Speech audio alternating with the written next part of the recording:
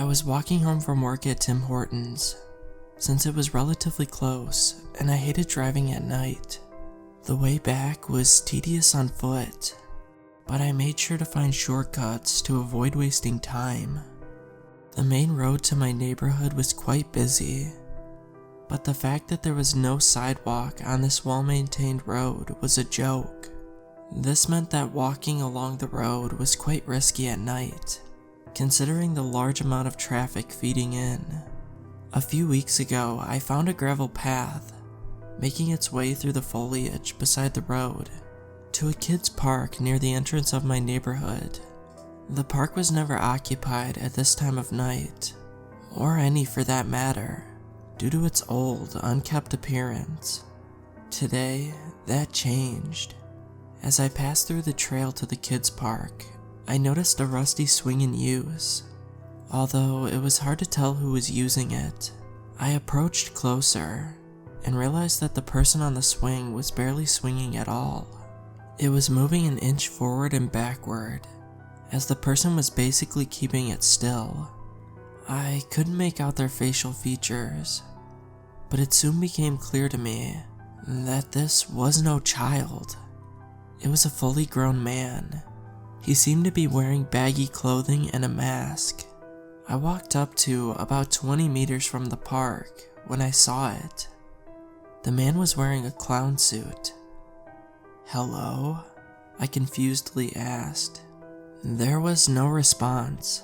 I walked up to the swing set and got a closer look. No wonder there was no response. It was a mannequin in a clown suit, in a sitting position on the swings. It was beyond me how it got there, or who placed it there, but I continued home nonetheless.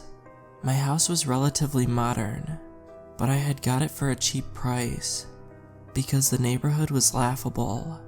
The roads hadn't been paved in a decade, no lawns were maintained, and many other homes on the block were in dire need of renovation, like my renovated house.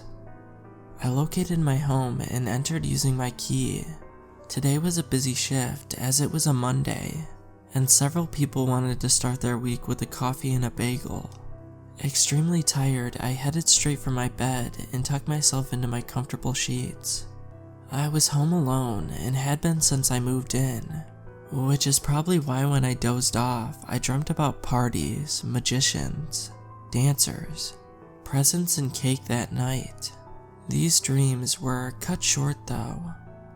I awoke to an aggressive series of knocks at my door. Immediately, I checked my bedside clock and the numbers, 3:18, glared back at me in bright red. My mind raced to consider the several possibilities. There were none. Who's at my front door at 3 a.m. in the morning? Knock, knock, knock. I sat up straight. Was this a prank? This person isn't going to stop bothering me, are they? Annoyed, I lazily got out of bed and put on a shirt. I slipped on a pair of slides and made my way downstairs. Suddenly, as I was walking down the staircase, I felt an air of unease about the situation. This could potentially be dangerous. So before heading to the door, I headed to the living room and equipped myself with my trusty pistol hidden in a secret compartment within my coffee table. It was already loaded and I proceeded towards the door. Slightly nervous, I unlocked the door and swung it open. Facing me was the clown mannequin. I didn't even move for a solid 5 seconds. In pure shock, I angrily started craning my neck around my front yard to see who had played this prank on me at this hour.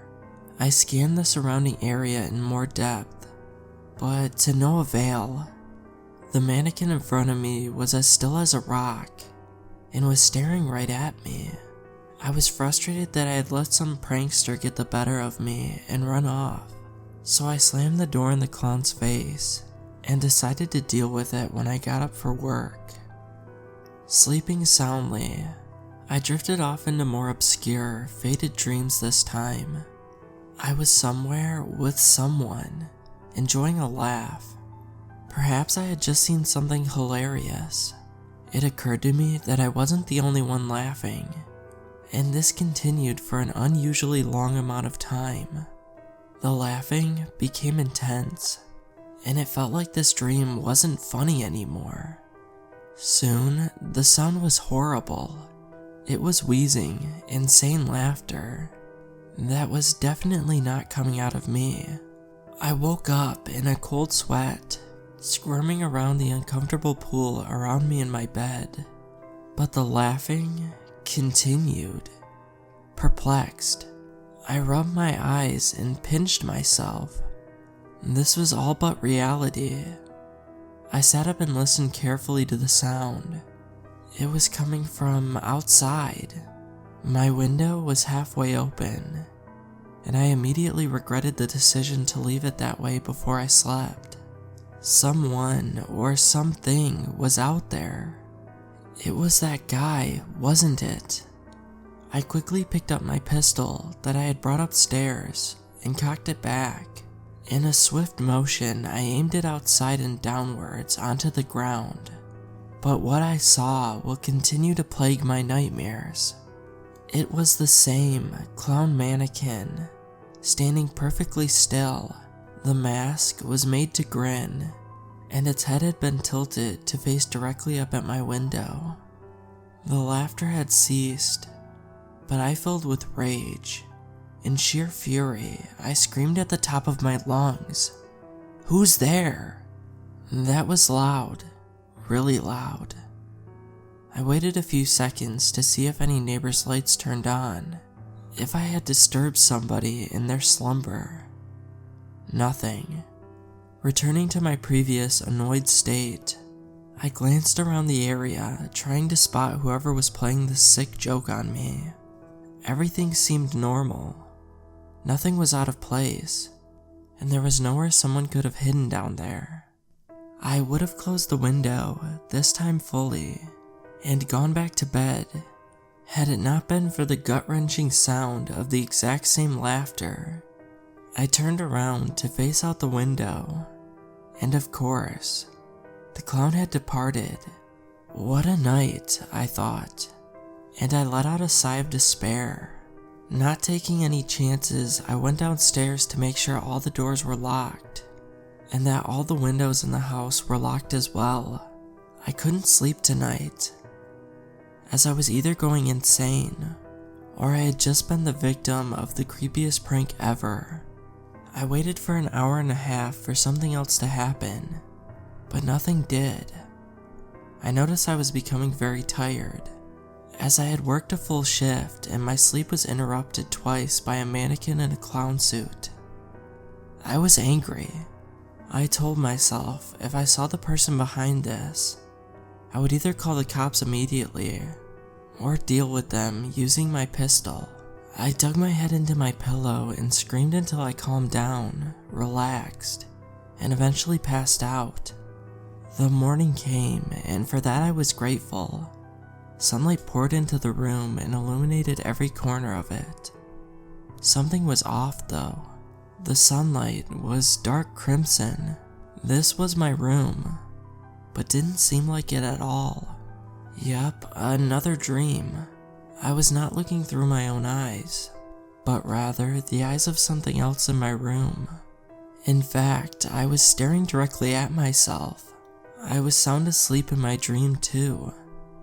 I just stood there, unmoving, concentrating on the lump in the bed that I was. Time seemed to stand still.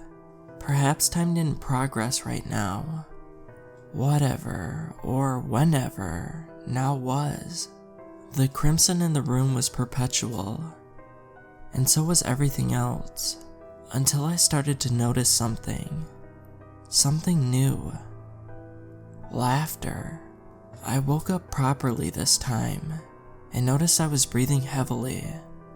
I've done this before, I thought. My heart was racing though, and I could not wrap my head around the abstractly nonsensical dream I just experienced. I had heard that sick laughter before waking up, and evidently was delving further into the depths of insanity now. All that changed when I sat up in my bed. The thing was right there. It was standing directly in front of my bed. This was no dream, and I was not insane. I screamed, probably louder than I ever have, jumped out of my bed, and tackled the mannequin. It fell easily, as should most pieces of plastic. I was in a craze and lunged for my pistol on my nightstand. I shot at the thing, then shot again. I shot a few more times just for good measure, and then threw the gun at it after it was out. My breathing was even heavier, and I stared blankly at the mannequin I just shot at several times. What just happened? The situation was absurd. There was a clown mannequin in my room, and I had tackled it, and then proceeded to shoot at it. I slightly chuckled in triumph. I had defeated the mannequin, and I doubled over and broke into hysterical laughter.